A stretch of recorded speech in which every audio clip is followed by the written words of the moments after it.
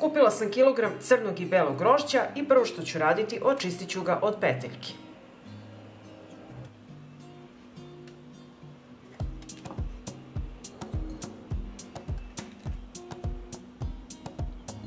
Očistila sam grožđe i sada ću ga oprati.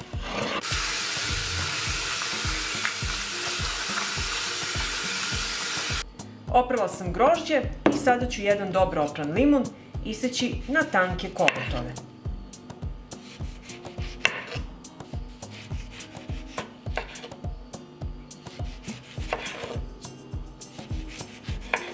I sada ću jednu teglu od 700 ml napuniti grožđe.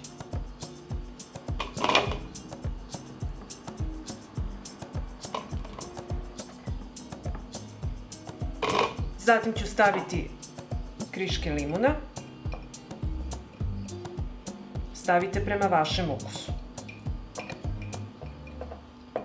Zatim ću dodati 2 karanfilića. I dalje nastavljam da punim teglu sa grožđem.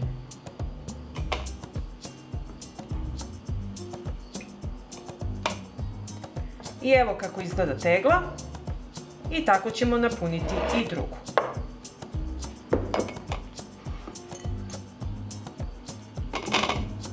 Kad sam napunila tegle sa grožđem, dodat ću po jednu kašiku šećera.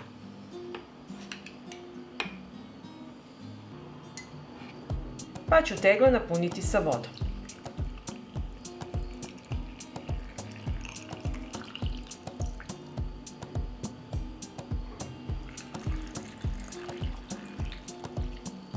I zatvorit ću tegle sa čistim i novim poklopcima.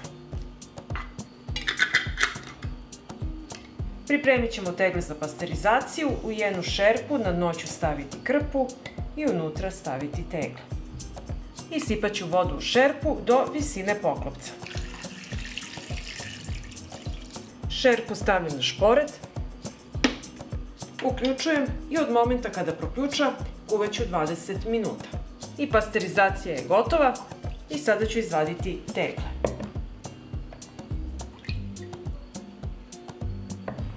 I ovako tegle ostavite da se postepeno ohlade i nosite na tamno i hladno mesto da čekaju zimu. Pa ako vam se dopada ovaj moj recept, vi naravno lajkujte, prijavite se na moj kanal i ostavite komentar. Prijatno!